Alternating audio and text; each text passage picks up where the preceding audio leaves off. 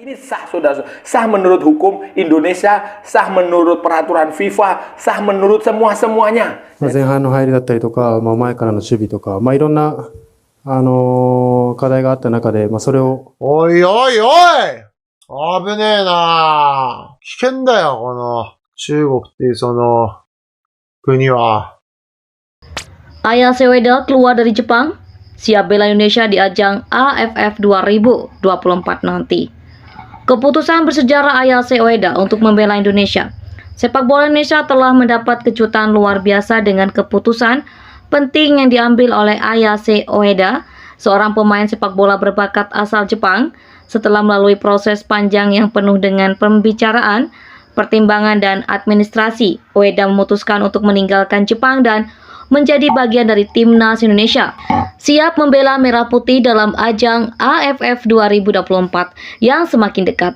Ini adalah langkah bersejarah bagi sepak bola Indonesia karena Ueda akan memperkuat timnas Indonesia sebagai pemain naturalisasi. Keputusan Aya Seweda untuk meninggalkan Jepang dan memilih Indonesia sebagai negara tempatnya melanjutkan karir sepak bola tentu bukanlah keputusan yang mudah. Jepang adalah negara yang memiliki liga sepak bola yang sangat jauh dengan berbagai klub besar yang berkompetisi di level tertinggi.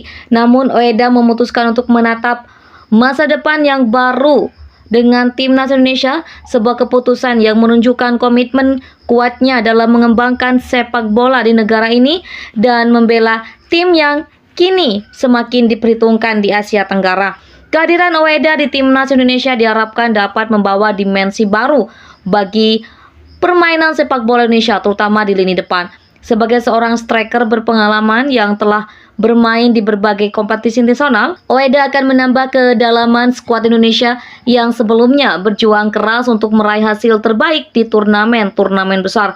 Dengan AFF 2024 sebagai ajang pertama bagi Ueda mengenakan kostum timnas Indonesia, harapan untuk mencapai kesuksesan semakin menguat. Proses naturalisasi Aya Seweda bukanlah hal yang mudah dan cepat sebagai seorang pemain profesional yang lahir di Jepang. Ueda harus melewati berbagai prosedur yang ketat agar dapat menjadi warga negara Indonesia atau WNI.